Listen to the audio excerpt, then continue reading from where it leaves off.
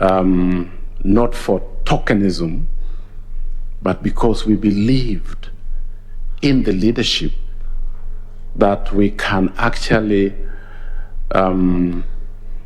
allow and support and sponsor a woman presidential candidate in this country. That was history. And we supported with everything that we had Her Excellency Charity Ngilu. That for us was a big thing, as a big signature, because the fact that Honorable Charity Ngilu vied for a presidential candidate in this country gave women permission to also be part and parcel of a political leadership and competition. And that was a big thing for me, because I wanted to contribute to the good governance in this country, but also in this continent. As a young person, while working for the organization that I talked about, I made strong statements about leadership in the continent. And when United Nations High Commission for Refugees organized as a concern a meeting for heads of governments to try to find out why many people were running away from their own countries,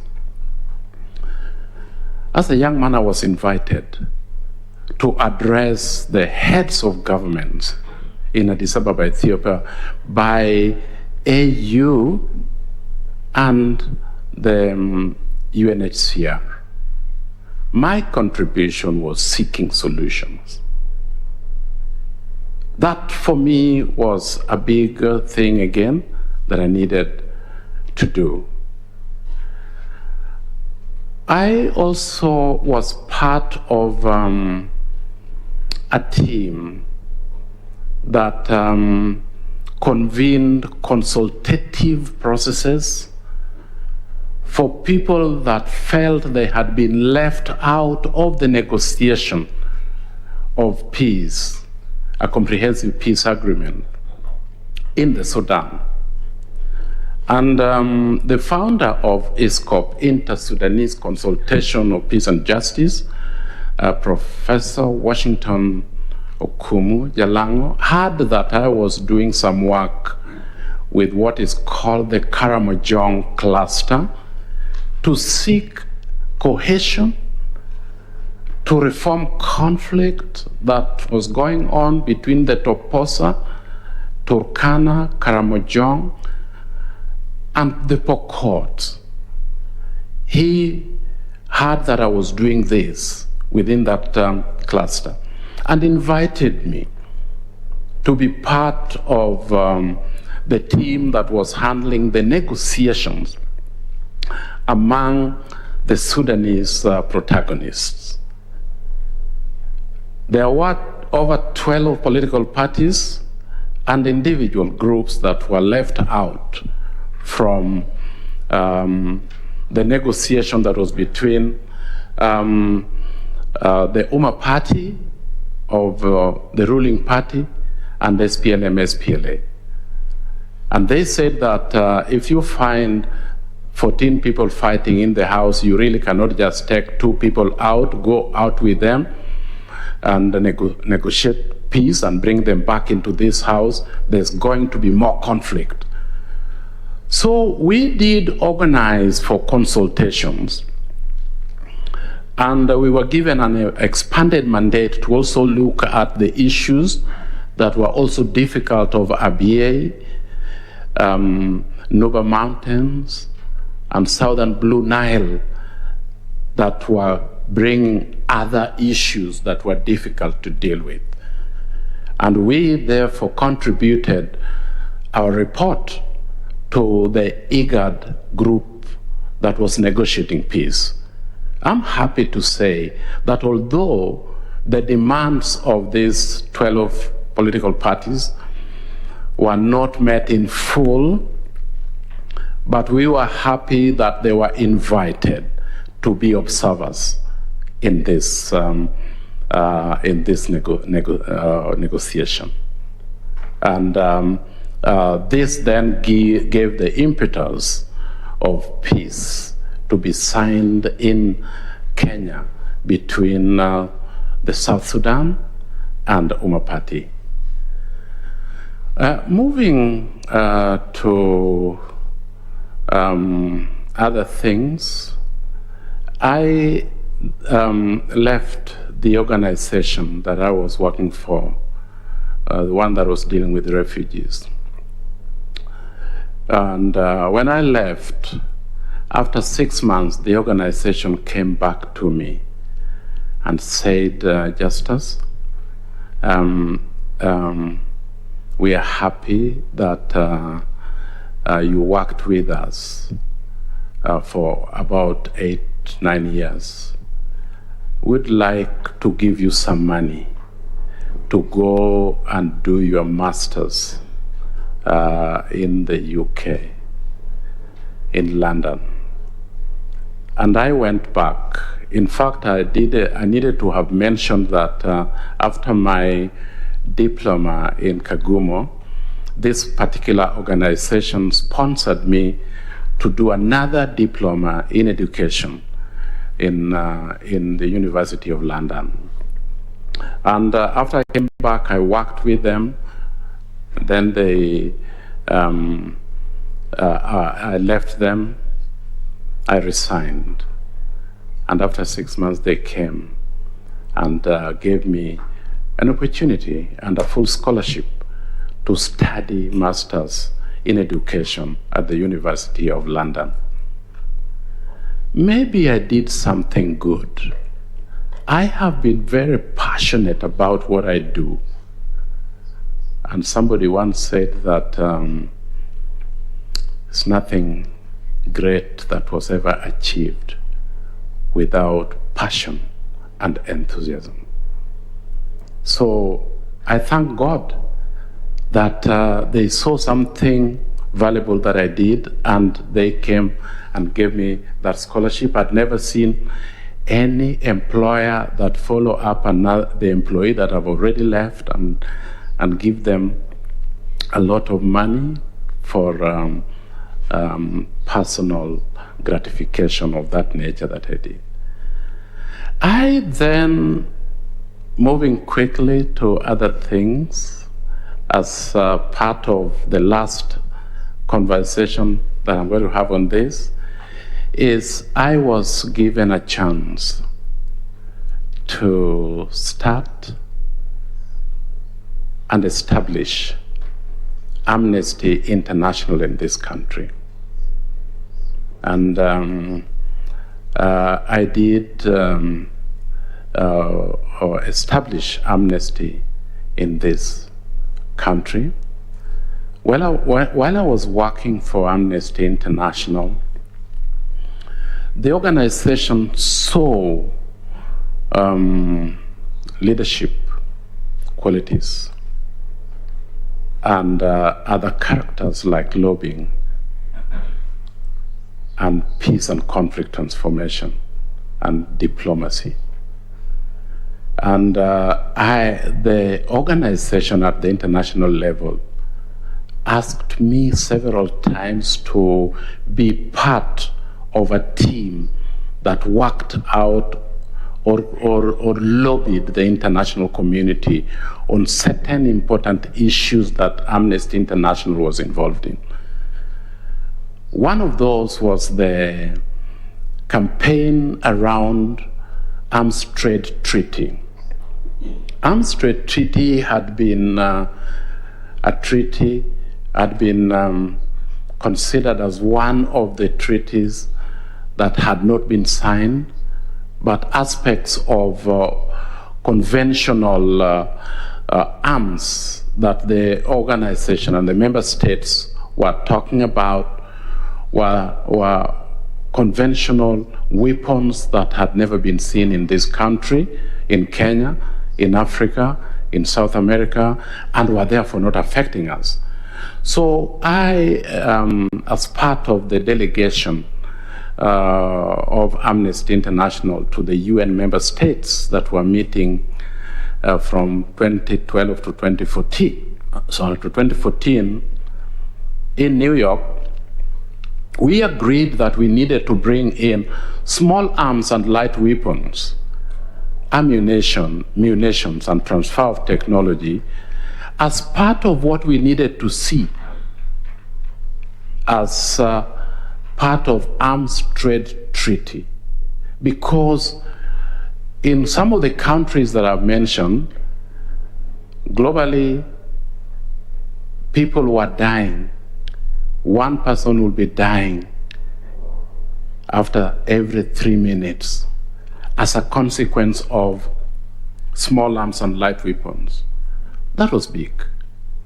And I'm happy to say that we did make a strong statement and lobbied the member states, and some of them that needed education and information to be able to project our voices had us, and in 2014 we did have a treaty. At the tail end of the Obama administration, Chair, the organization again asked me to go and have a conversation. We were 5 of us that were picked very carefully from all over the world to go to the US, Washington and New York, to speak to the senior members of the Obama administration, to convey to America that with the refugee global crisis, it was a crisis that was extremely destructive, and huge amounts or number of people were destroyed as a result of refugees that were running away again through Red Sea, getting stuck and dying. And I'm happy to say, Chair, that we did, our messages were heard and acted upon by the leadership of the US government, and they conveyed this statement to members, the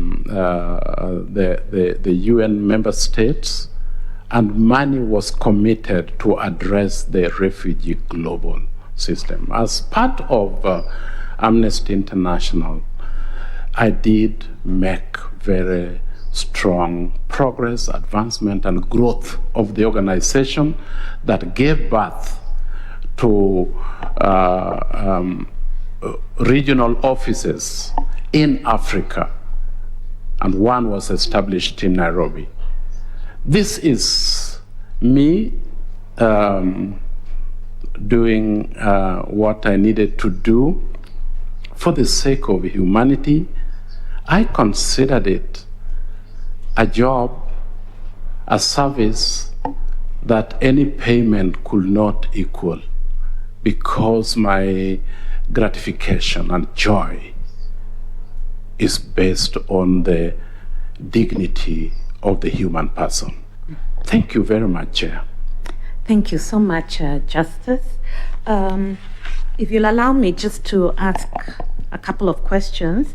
One is maybe if you could just explain, we do have your master's degree certificate, the one you talked about. We were wondering if you ever did an undergraduate degree, or maybe just to explain the progression from the diploma to the master's degree. Yes, my university, the University of London, when they admitted me to do another diploma in the university, they considered the diploma that I had acquired in Kagumo Teachers College.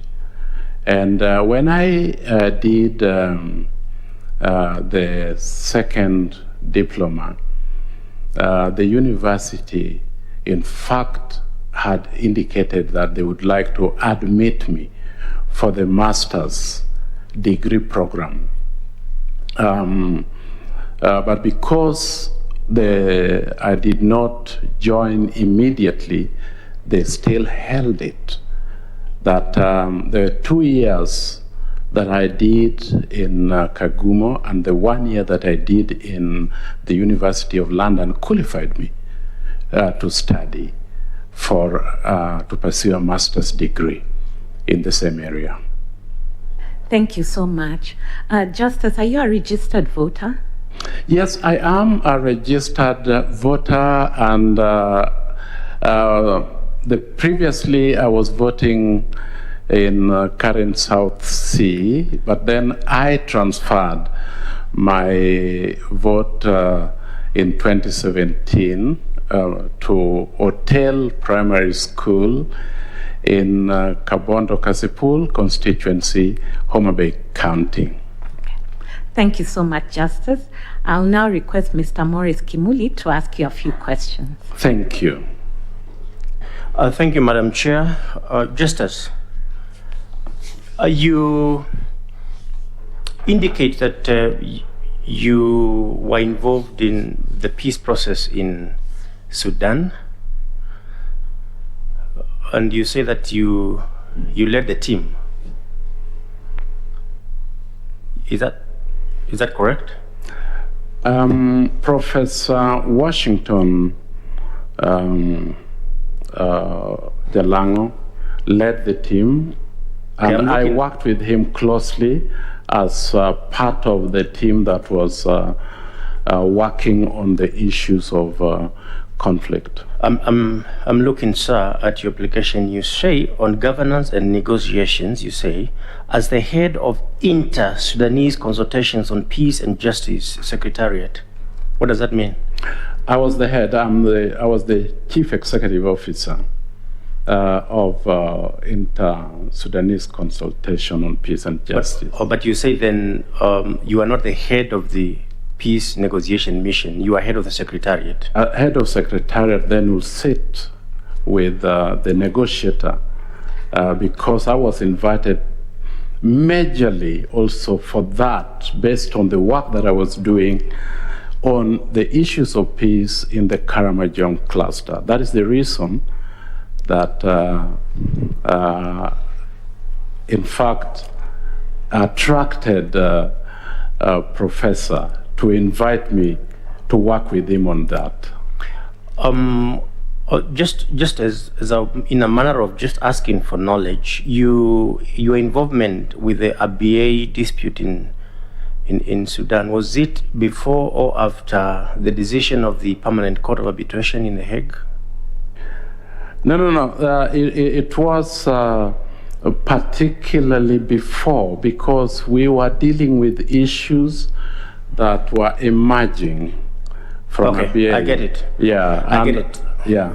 Now, with your involvement in matters of refugees, and I have listened to your background, quite impressive, with your involvement with matters of conflict and refugees, if you draw a parallel with the situation in Kenya, you know, since 1992, we have had instances of disputed elections.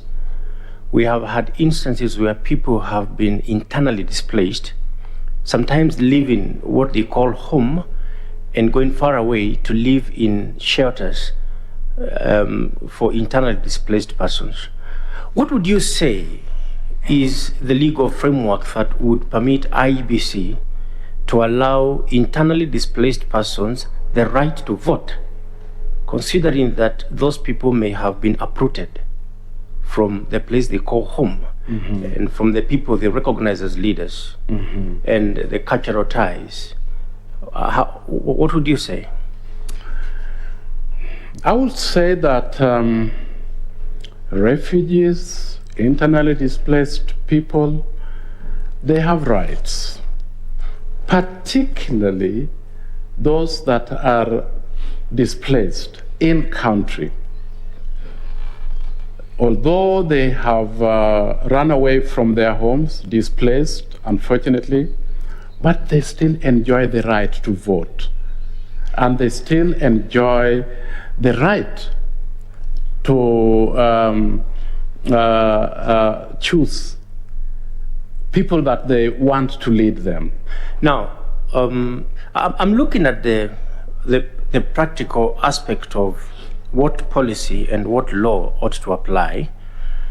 Imagine a situation where you are born in one area, you are entitled to vote for your MCA, you are entitled to vote for your member of parliament, and as a result of election violence, you are uprooted from the people you know where the instruments of your existence are, and you are taken far away, perhaps among us people who do not even speak your language.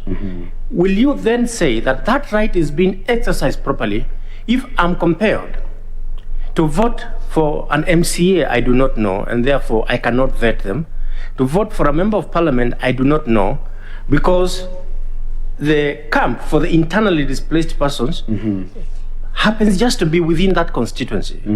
What would you say? It's not fair at all.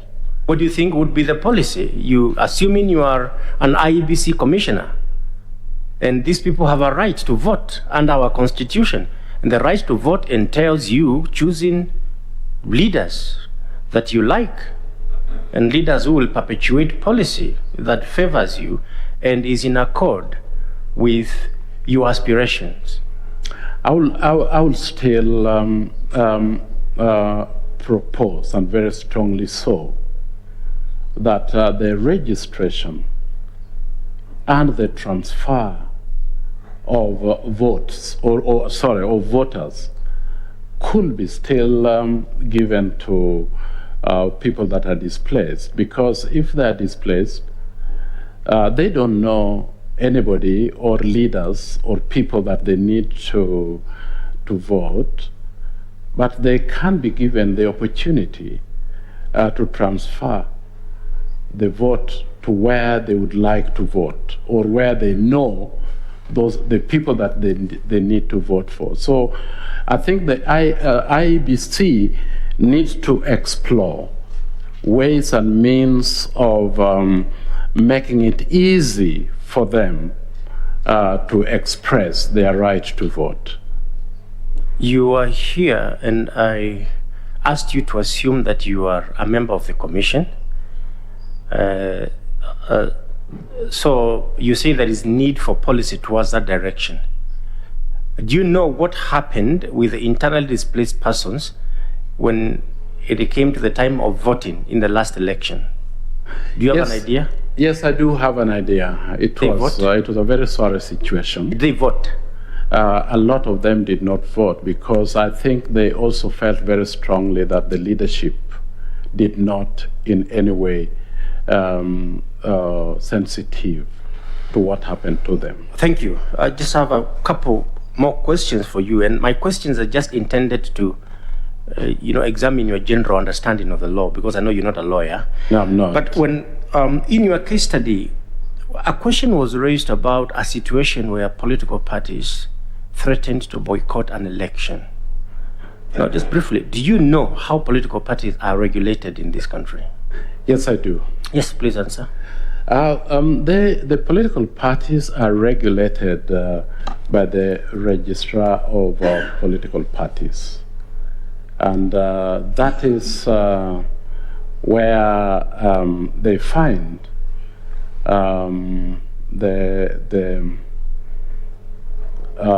the organization that will be dealing with their issue. They are registered with the Register of Political Parties. They are regulated under the Political Parties Act. Now, the Political Parties Act says that one of the obligations of political parties, the code, is they have to respect, uphold, and defend the Constitution of Kenya, when you look at that obligation on political parties, do you think political parties have a right to call for a boycott of elections? Yes, they do have a right to call for a boycott of election if they feel very strongly that the process of election is not going to give them a fair environment and equal environment within which to realize the desires that they have. And that is a right that you can actually boycott. But is there, according to you, an alternative legal mechanism of getting Iebc to do what it must do rather than asking people to boycott elections? Absolutely there is, where the tribunal of the political parties have given them a framework. They can actually go through that alternative. Can we work out this before we take the high road of boycotting an election, which is giving people the opportunity to express themselves, but to also elect their own leadership? So for you, your belief is that if there is an alternative to a boycott of elections, it ought to be explored in priority. Absolutely, yes. Okay, fine, I get you.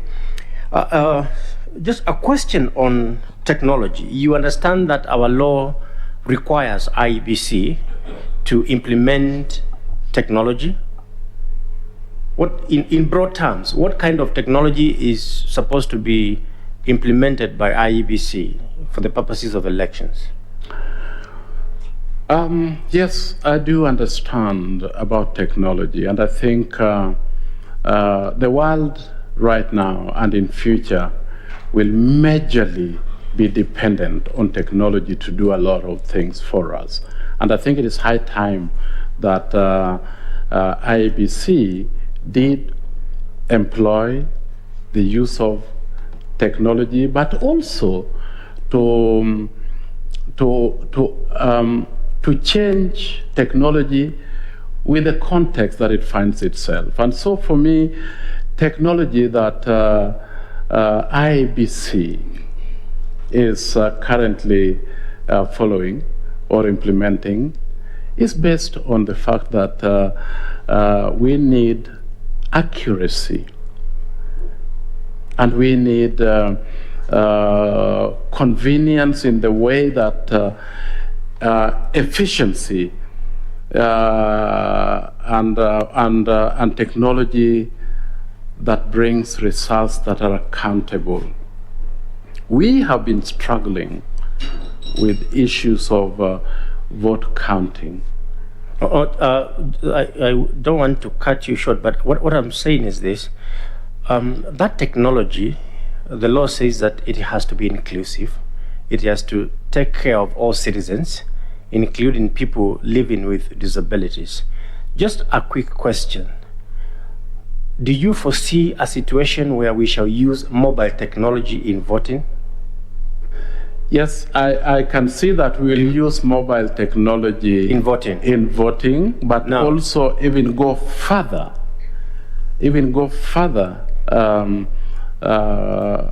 to use. Yeah, that's okay. I get you, because the chair is about to kick me out of this. I just want to confirm. But I've not said what I wanted to say. Let me just guide you so that you can. Okay. So if we use mobile technology or an advanced level of mobile technology, do you think it will include the elderly? Because the requirement is that technology ought to be inclusive.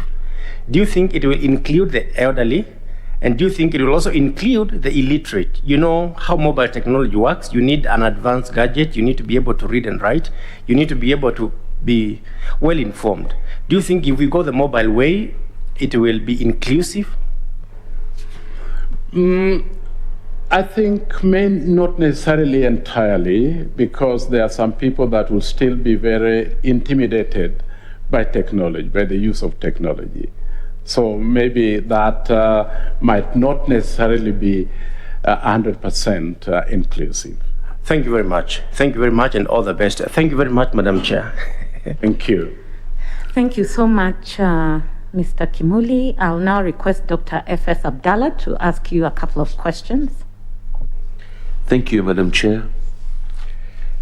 Mr. Nyagaya, first and foremost, congratulations on the good job on humanity. Thank you, sir. My PhD is in humanity, so I feel proud. Oh, Thank you. thank you. Right. Mr. Nyagaya, the foundation to governance is the action of the individual. Foundation to governance is the action of the individual. These actions are guided by a person's personal moral stance, right? In reference to that statement which I've made, please elaborate the characteristic, according to your well-versed experience, that are important in development of one's personal moral stance. Are we together? Yes, we are. Please do. Yes, I'm glad that you have said that it is based on an individual, because the sum total of individual is a whole population. And if we do have moral standards, ethics, values that brings dignity to humanity, I think it needs to start with the individual. And I want to give an example of what I heard recently about the Japanese. They bring up their children to dignify people with the way that they speak and what they do. And because a culture has been formed around around values, children will not forget. They will use it and pass it to the next generation. And it becomes a culture of respect, a culture of dignity, a culture of value. So I think that it is important that this is moved forward. Thank you, Mr. Nagai. The Japanese culture is actually in participation, consensus-oriented, accountability, transparency, and responsibility. Yes. Which I think some of us, unfortunately, in short, is the upbringing, and the culture is very important to one's moral stance. Are we in agreement? Say that again. I'm saying the upbringing and personal upbringing and moral obligation towards what you do is very necessary on a personal basis. It is absolutely We necessary. don't learn these things normally from universities. No, Thank we you. don't. Thank you. Mr. Nagaya, please tell this panel your opinion as to what external factors are affecting the operation of the Commission and how you will deal with them if you become one of the commissioners. Yes. I see you smiling. I think you're waiting for this, isn't it? Please. Yes. Some of the external factors will be the interference by the political class. The Iebc is carrying out a very powerful or an exercise that embodies the acquisition of power. And obviously, if not checked,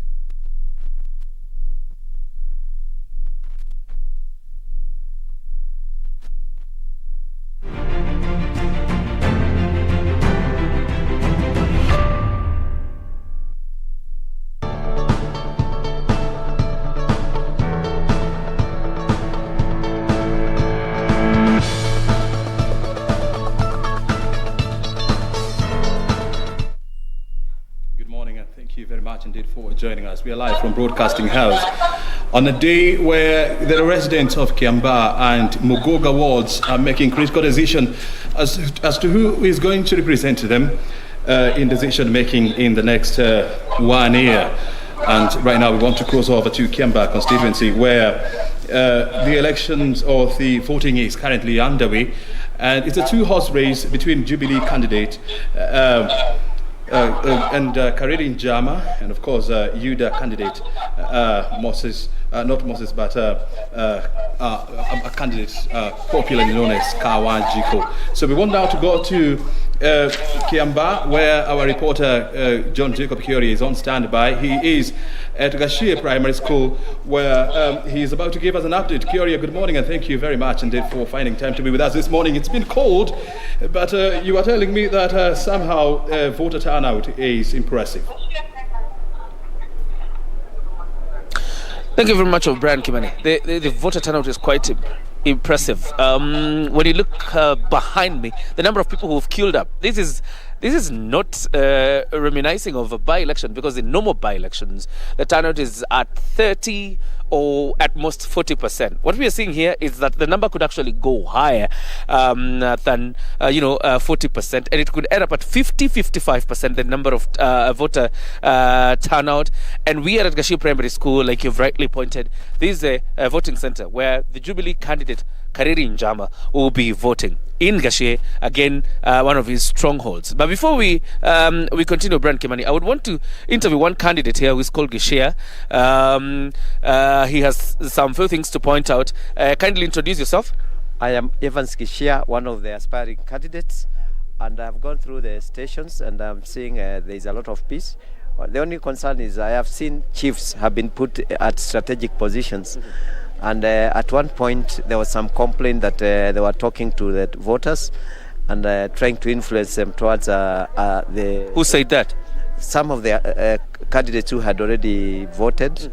They said there was some influence that was coming from the chief, especially at Muthurwa. And I just wanted to point out so that anybody who is investigating can point out whether they had a special role to play. As a candidate, have you tried to raise this with the Independent Electoral and Boundaries Commission? I have spoken to some of them, and they have said in their stations they have not had much complaint. But this is what voters were telling me after they left Muthurwa. They said there was some chief who are trying to influence them. Then there was somebody else who was speaking, writing people's names and something like that. So generally, what would you say about the exercise? The exercise looks fair. You know, there's very little influence that one can do, because they're independent. As I pointed out during a certain inaugural interview, independent commission are very good experts in their work.